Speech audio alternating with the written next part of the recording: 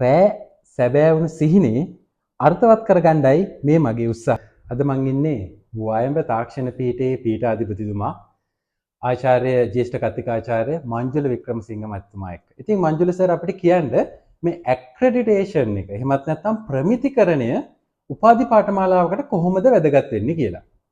ඇක්‍රෙඩිටේෂන් එක වැදගත් වෙන්නේ ශිෂ්‍යයෝ අපිත් එක්කලා අවුරුදු 4ක් ගෙවලා අවසානයේ ඒ ලබා ගන්න ඩිග්‍රී එක මොන තත්වයේ තියෙනවද කියලා දැනගන්න.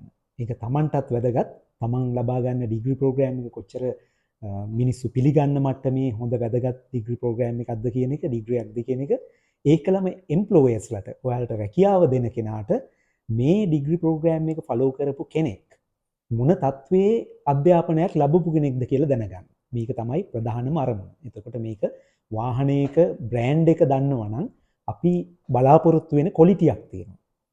ඒ විදිහටම අපිට ඩිග්‍රී ප්‍රෝග්‍රෑම් එක ගැන ඇක්‍රෙඩිටඩ් ඩිග්‍රියක් තියෙන ලබා ගද්දි අපි දන්නවා ඒක තත්වයෙන් උසස් ඩිග්‍රියක් කියලා.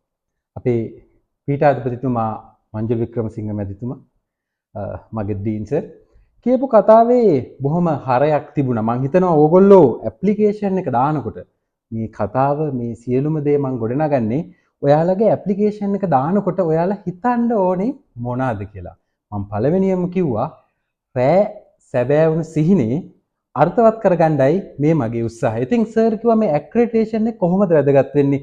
ඇක්‍රෙඩිටේෂන් එකත් එක්ක ඔයාගේ උපාධියට අවසානයේ ඔයා ග්‍රැජුවේට් කෙනෙක් වුණාම ඔයාට එන වැලියු එක කොහොමද කියලා. ඉතින් මම පළවෙනි දවසේ කිව්වා වගේ ඔයාලා හොඳට මතක තියාගන්න මේ වෙනකොට තාමත් තාක්ෂණ පීඨ දෙකක් විතරයි මේ ප්‍රමිතිකරණ සහතිකය ලබාගෙන තියෙන්නේ. ඉතින් ඔයා ඇප්ලිකේෂන් එක දානකොට අනිවාර්යයෙන්ම ඔයාගේ උපාධිය ප්‍රමිතිකරණය වෙච්ච උපාධියක්ද කියලා බලන්න.